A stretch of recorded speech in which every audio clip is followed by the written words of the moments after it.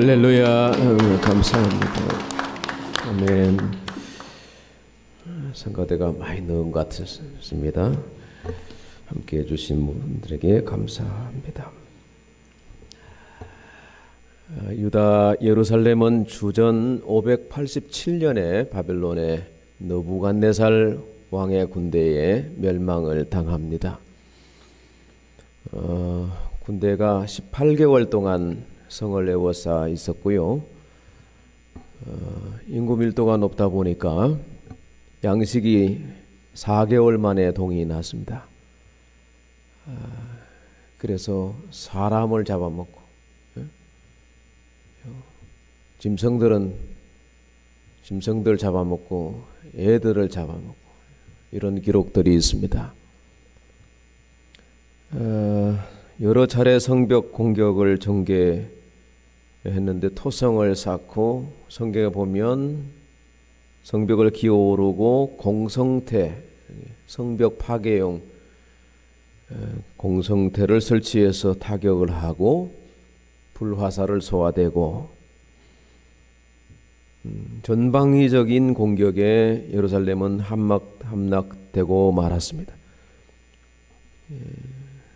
유다의 군사들은 밤중에 성벽 사이길로 도망을 쳤는데 왕도 그 틈에 도망을 가서 여리고 평지에서 사로잡혀서 바벨론 왕 앞에 끌려가서 신문을 당하고 왕의 고관들은 다 죽임을 당하고 왕의 자식들, 왕자들이죠.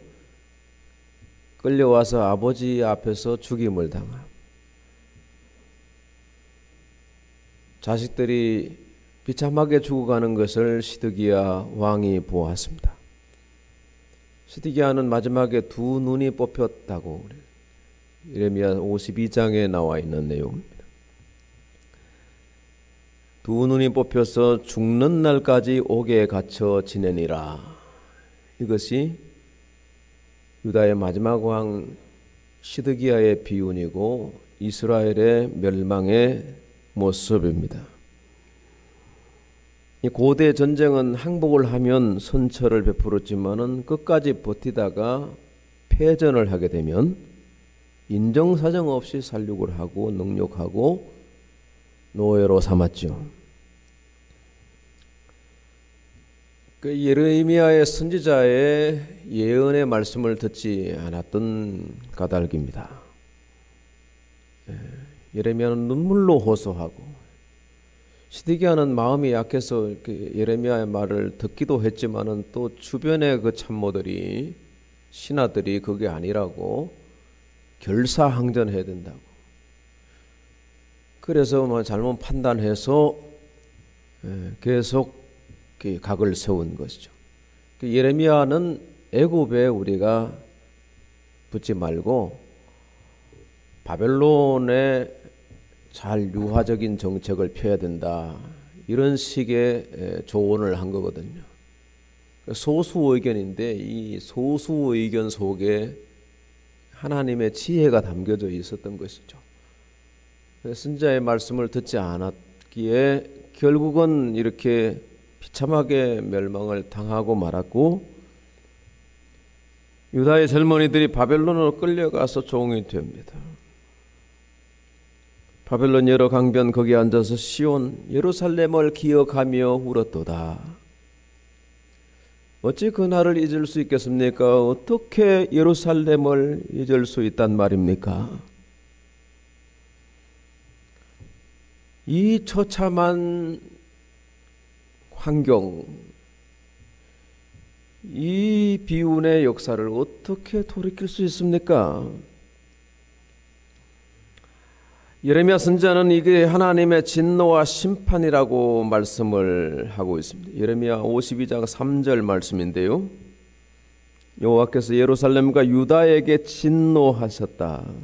그래서 자기 앞에서 쫓아내셨다. 이렇게 표현하고 있습니다. 하나님이 자기 백성 이스라엘에 대해서 유다 예루살렘에 대해서 노를 바라셨다는 것입니다. 그렇게 사랑하셨던 자녀들이고 하나님의 백성들인데 여호와 앞에서 쫓아내셨다는 말씀입니다. 하나님은 에덴 동산을 창설하시고 아담과 하와를 거기에 두셨죠. 여섯째 날 창조 이후에 하나님이 보시기에 심히 좋았더라. 심히 좋았다. 이 좋았다라고 하는 표현이 토부라입니다. 토부. 기분이 좋다는 뜻보다는 선하다, 사랑스럽다는 표현이거든요. 하나님의 형상을 따라 지음을 받은 사람을 보시기에 얼마나 선하고 얼마나 좋은지, 사랑스러운지. 사람이 혼자 사는 것이 좋지 않아서 여자를 만드시고 둘이 하나 되어서 가정 이루어서 살아가는 모습을 볼 때 부모로서 얼마나 사랑스럽습니까? 얼마나 보기가 좋습니까? 그런 뜻이거든요. 하나님도 아담과 하와를 그렇게 좋게 보셨다는, 그렇게 사랑스러웠다는. 그런데 선악과 사건 후에 하나님이 진노하시고 심판하셨지 않습니까? 뱀은 배로 기어다니고 종신토록 흙을 먹으라. 여자는 산고를 치르도록 하셨고 남자는 평생에 수고하여야 소상을 먹으리라 말씀하셨습니다. 그리고 아담과 하와를 거기 두지 아니하시고 쫓아내셨단 말입니다. 그리고 두루두루 화영검으로 동산 입구를 지키게 하셨다. 이게 하나님의 진노입니다. 하나님의 진노 까닭에 우리가 이 세상에서 이렇게 고생스러운 세상을 살고 있는 것입니다. 하나님은 범죄하고 타락한 천사들을 하늘에서 쫓아내셨잖아요. 너 아침의 아들 계명성이 어찌 그리 하늘에서 떨어졌냐. 하나님 쫓아내신 거죠. 하나님을 찬양하고 수종 들고 예배하도록 지으심을 받은 천사들인데 그 일련의 무리들이 하나님과 비기려고 북극 지폐에 산에 좌정하리라 그러면서 이사야 14장의 말씀 보니까 교만하여서 타락한 천사들을 쫓아내셨는데 공중의 권세 잡은 자 사단의 무리가 되고 마귀가 된 것입니다.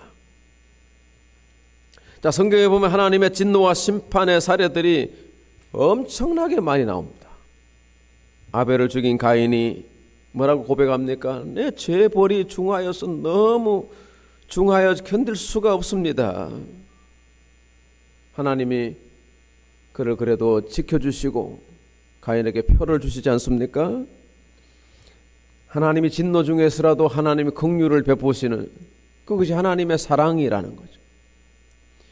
아브라함이 애굽에 내려갔을 때 바로가 아브라함의 아내 사라를 데려갔는데 하나님이 그 밤에 진노하시지 않습니까? 혼비백산해서 사라를 돌려보내고 많은 재물을 갖다가 주었습니다. 소돔과 고모라에 대한 하나님의 진노가 어떻습니까? 불과 유황으로 비같이 내렸죠. 롯의 아내는 소금 기둥이 되고 말았습니다.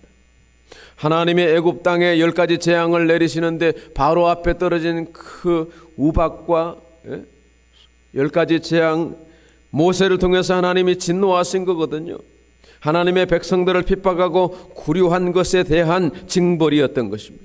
애굽의 신들이 다 혼비백산한 거죠. 결국 하나님의 진노 중에 이스라엘을 구원하시는 것, 하나님의 진노 이면에 사랑이 있었기 때문이다. 다윗의 시대에 전염병이 내렸지 않습니까? 다윗을 사랑하시니까 다윗을 징계하신 것이죠. 근데 다윗이 회개하고 아라우나 타작마당에서 번제 제사를 화목제 제사를 드리면서 전염병이 거둬가시지 않습니까? 남북 이스라엘의 분열, 솔로몬이 초심을 잃어버린 것에 대한 우상 숭배와 타락상의 이유 때문에 하나님이 진노하신 것입니다. 북이스라엘 멸망도 그렇습니다. 오늘 남유다의 바벨론 군대에 멸망당한 것도 그렇습니다. 구약에 보면 많은 징계 진노들이 있습니다. 신약시대는 어떻습니까? 가룟 유다의 결국이 어떠했습니까? 차라리 나지 않음만 못하였다. 주님 그렇게 표현하실 유다는 비참하게 생을 마치고 말았습니다. 예수를 십자가에 내주었던 본디오 빌라도는 죄가 없다고 하는 것을 알면서도 그렇게 선언을 했으면서도 군중들의 눈치를 보면서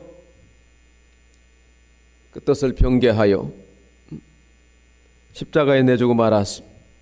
마태복음 27장에 보면 빌라도가 대야에 물을 가져다가 손을 씻으면서 이 피에 대해서는 나는 무죄하다. 너희가 당하라 그랬더니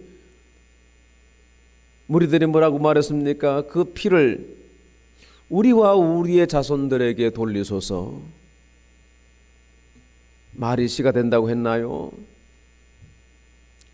그 불의에 대해서 하나님이 그들과 그들의 후손들에게 갚으시지 않습니까? 하나님의 진노가 임하여 한 세대가 지나가기 전에 예루살렘이 또다시 로마 군대의 애워싸움을 당하고 3년 동안 그 안에서 또 600년 전에 그 모습을 또 재현한 것입니다.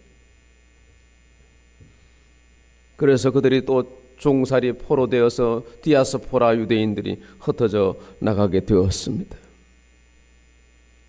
그게 다가 아니죠. 예루살렘 둘러싼 수많은 전쟁들이 중세시대의 십자군 전쟁 열몇 차례 그 성은 주인이 바뀌면서 수많은 피를 흘리고 죽음이 전개되는 그 땅이 바로 예루살렘이 되었습니다.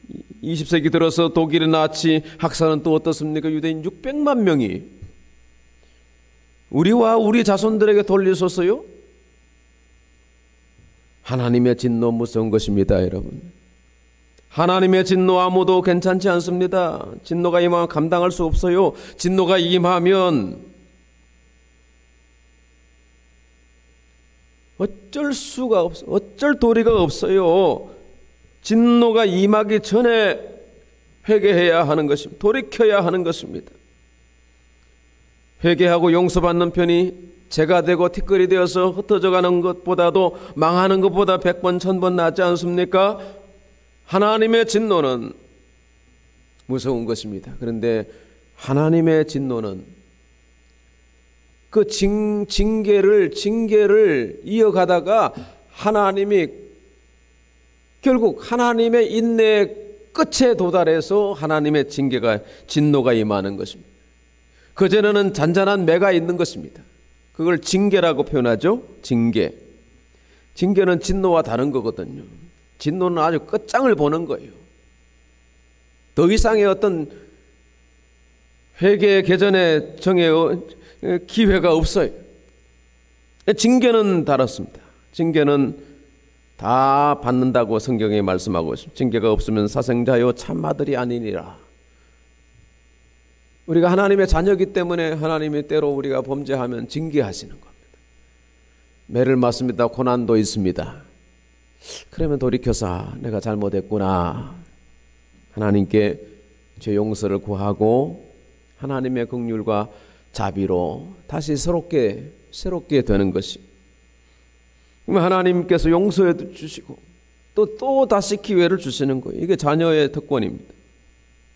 아버지 잘못했어요. 그러면 아버지가 다시 그러지 마라. 그리고 다시 기회를 주시는 같이 우리는 하나님의 징계 아래에 있습니다. 우리가 의인이 아니잖아요. 믿음으로 의롭게 됐지만 여전히 죄성을 가지고 있기 때문에 잘못될 수 있습니다. 한 걸음 한 걸음 우리가 다시 성찰해서 내가 잘못했구나. 하나님 제가 잘못했습니다. 지난 주간 제가 또 죄를 지었습니다. 용서를 구하고 이게 예배의 시간인 것입니다. 기도의 자리인 것입니다. 그래서 은혜를 입게 되는 것입니다.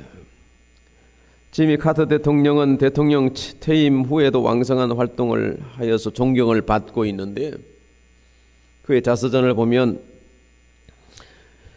어려서부터 아버지한테 5번 매를 맞았다 그래요. 근데 제일 처음 매 맞은 것이 5살 때인데 5살 때 뭐 그렇게 큰 잘못을 했기에 매를 맞았을까요? 근데 그게 너무 선명하게 기억에 남는 그게 교훈과 책망과 바르게 함이 되었다는 거예요. 주일에 교회 갈 때 아버지가 1센트씩 헌금하라고 주시는데 어느 주일에는 교회 갔다 왔는데 호주머니를 이렇게 빨래하려고 열어보니까 2센트가 나오는 거예요. 그 여자가 교회 가서 1센트 헌금도 안 하고 헌금 바구니 돌아갈 때 1센트를 훔쳐서 주머니에 담아서 온 거죠. 그래서 아버지한테 아주 혼이 났다는 거예요. 아직 뭐 1센트 그거 별거 아니잖아요. 근데 아버지의 징계로 말미암아 그는 평생 하나님께 드리는 것에 인색하지 않았고 물질의 욕심을 내지 않게 되었다는 고백인 것입니다. 믿음의 사람들, 하나님의 자녀에게는 죄에 대한 벌이 반드시 있습니다. 죄를 지었는데도 괜찮아? 벌이 없다면 이거 문제입니다. 이거 이상하구나. 내가 하나님의 자녀인가? 다시 생각해 봐야 합니다. 아무도 본 사람이 없다고 죄져서 안 됩니다. 하나님이 아십니다. 성령을 속일 수는 없거든요. 그렇게 우리 하나님의 자녀들에게는 징계가 있습니다. 그런데 세상 사람들은 징계를 받지 않습니다. 왜냐? 하나님의 아들이 아니거든요. 불신자들은 죄를 지어도 벌을 안 받을 수도 있습니다. 세상에는 죄가 없어요. 다시요. 세상 사람들은 죄가 없고 범죄만 있을 뿐이에요. 법을 어기면 범죄잖아요. 법에 안 걸리면 그건 범죄가 아니잖아요. 그러나 성경은 죄라고 하는 거예요. 법에 안 걸려도 죄거든요. 유전무죄라 그러지 않습니까?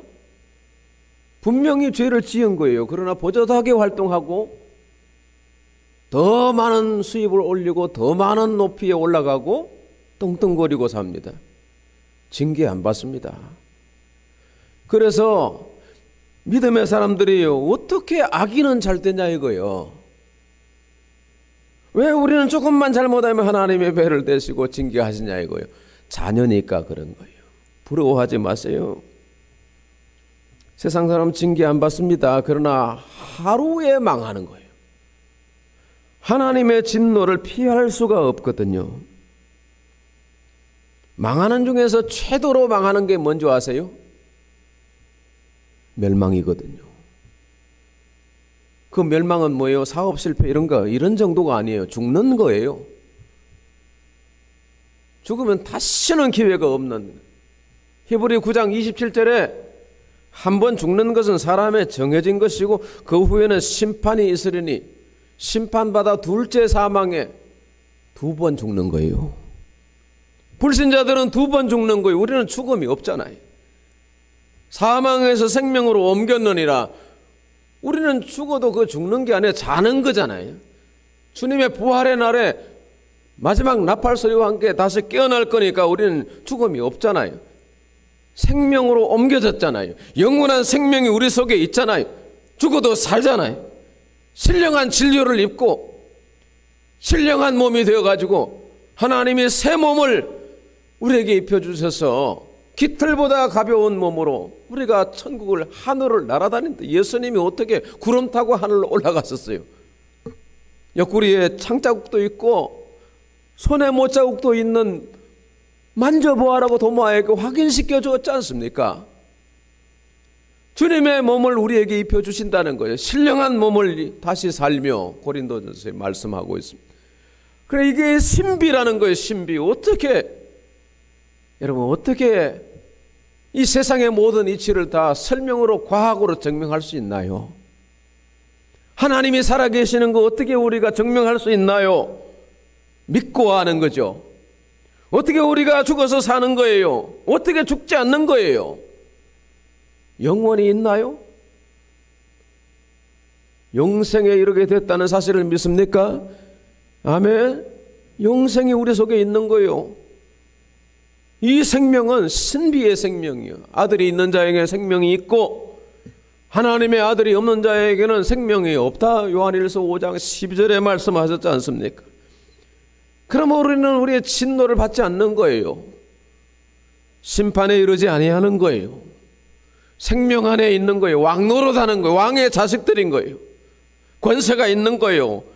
영향력이 있는 거예요. 통치권이, 선식과 킹십이 우리에게 있는 것이에요.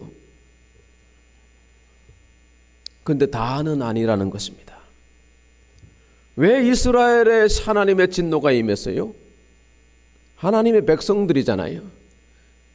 하나님의 자녀라 합시고 우리가 하나님의 말씀을 개의치 아니하고 하나님을 떠나고 하나님의 말씀을 듣지 않고 순종치 아니하면 하나님이 자녀들도 진노하시는 것, 무서운 것입니다.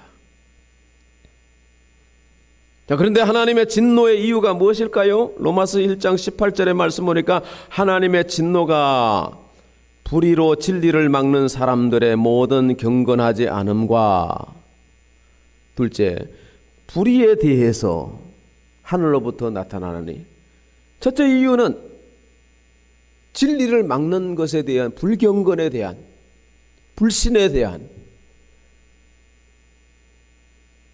예수 믿는 자를 핍박하는 사람들에 대한 하나님의 진노가 있다는 거예요.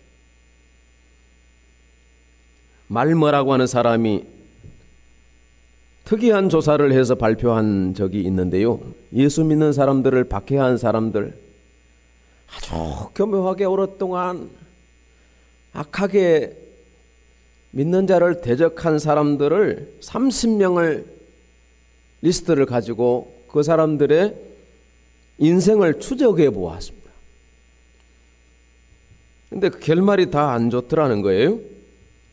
30명 중에 5명은 살해당했고, 2은 자살했고, 8명은 전쟁에 포로되어 끌려갔고, 한 사람은 미쳤고, 한 사람은 자식에게 존속 살해당했고, 한 사람은 소경되고, 한 사람은 포로로 끌려가서 죽었고, 한 사람은 암에 걸려 죽었고, 20명이에요. 나머지 10명도 다 불행하게 인생을 마감했더라는 것입니다. 인류 역사에 기독교를 박해한 민족 권력치고 장수한 권력이 어디 있습니까?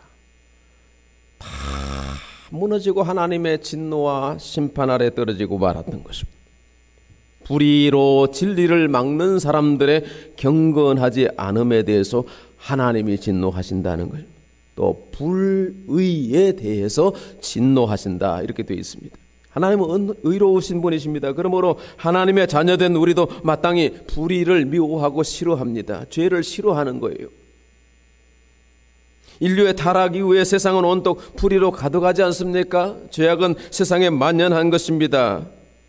로마서 1장 29절 이하에 모든 불의, 그러면서 뒤에 추악, 탐욕, 악에 가득한 시기, 살인, 분쟁, 사기, 악독이 가득한 자요, 수군수군, 비방, 하나님 미워하는 자요, 능욕, 교만, 자랑하는 자요, 악을 도모하는 자요, 부모를 거역하는 자요, 우매한 자요, 배약하는 무정한 자요, 무자비한 자요. 이 같은 일을 행하는 자들은 다 사형에 해당한다고 하나님이 정하심을 알고도 자기들만 행할 뿐 아니라 또한 그런 일을 행하는 자들을 옳다 하느니라. 오늘 세상이 이러한 죄악으로 만연하고 있습니다. 이 불의에 대해서 하나님이 진노하시는, 어쩌면 오늘 우리가 당하는 이 코로나 팬데믹도 전 세계적인 이 세상 사람들에 대한 하나님의 경종인지 몰라요. 진노인지 몰라요. 또 한 가지 하나님의 진노의 이유, 사랑 때문이라는 거죠. 미우라 아야쿠는 말합니다. 하나님의 진노는 거룩한 분노라고요. 하나님이 사랑이시기 때문에 진노하신다는 것입니다. 그러므로 하나님의 진노를 통해서 우리가 깨달아야 합니다. 얼마나 하나님이 이스라엘을 사랑하셨는가 말이에요. 얼마나 사랑하셨기에, 얼마나 외치셨고 얼마나 오랫동안 기다리셨느냐 이거예요. 그래서 오늘 진노가 임했는데 이 진노 중에서라도 긍휼을 베푸시는 주님, 하나님이 사랑이시기 때문에 돌이키는 자에게 또다시 기회를 주신다는 거예요. 하나님의 자녀라면 하나님이 진노 중에서라도 회개하는 자들에게 은혜를 주신다는 거예요. 진노 중에서라도 긍휼을 베푸시는 주님인 줄 믿습니다. 유다 예루살렘에 대한 진노가 70년이 지나서 회복의 시간들을 주시잖아요. 처절하게 흩어져서 남의 집살이 종살이 하면서 바벨론을 위한 부역과 바벨론의 공력을 감당하고 원정 가고, 전쟁에서 제일 선두에 서서 얼마나 많은 젊은이들 죽어갔겠습니까? 그러면서 하나님의 말씀을 다시 새겨서 그래 남은 것이 예레미야서예요. 왜 예레미야서가 52장까지 이렇게 길게 있는데 재미도 없는 이 성경책이 왜 이렇게 우는 소리도 많고 저주와 심판 아래에 있는 이 힘든 역사들을 이렇게 기록하고 전수하고, 우리야 성경 한 권요 찍어놓으면 성경책 평생 가잖아요. 근데 이 유대인들의 성경 필사의 역사는요, 계속해서 반복적으로 이거를 기록하고 보존하지 않으면 성경이 남아있을 리가 없잖아요. 그리고 평안한 시대도 아니고 박해 시대에 어떻게 이 성경이 보존되었겠어요? 예레미야가 성경을 쓰면 성경 저자가 불에 던져버리고 태워버리고 그랬는데, 그 성경이 보존되고 예레미야의 말씀을 후대가 기억하면서 그 하나님의 말씀이 옳아서 우리가 잘못했어, 이제라도 하나님께 돌아가자, 그러면서 신앙 회복 운동을 하지 않습니까? 그렇게 하나님이 진노 중에 긍휼을 베푸시는 것입니다. 지난주에 울어야 산다 그랬지 않습니까? 선지자의 눈물이, 중보의 기도가 이스라엘을 다시 회복시키고, 그 선지자 그때 왜 울었지? 그러면서 훗날 그들이 깨닫게 되지 않습니까? 그렇게 이스라엘 백성들이 예루살렘으로 다시 돌아오게 되고 성전을 복구하는 것을 우리 느헤미야서와 에스라서에서 우리가 볼 수 있는 것입니다. 오늘 유다 예루살렘에 대한 하나님의 진노의 결과가 어떻습니까?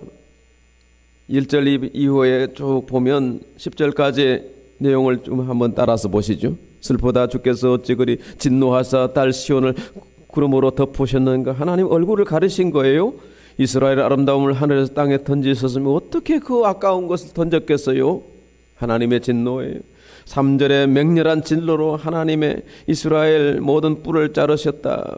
이 뿔이라고 하는 존귀와 영광을 상징하는데 그 영광이 떠난 겁니다. 원수가 쳐들어와서도 하나님 돕지 않는 것이 돕지 않는 뿐만 아니라 오히려 하나님이 원수같이, 4절에 보세요, 원수같이 활을 당기고 대적처럼 오른손을 들고 서서 눈에 드는 아름다운 모든 사람을, 자기 백성을 죽이셨다, 이런 표현이에요. 5절에 모든 궁궐을 삼키시고 견고한 성들을 무너뜨리셨죠.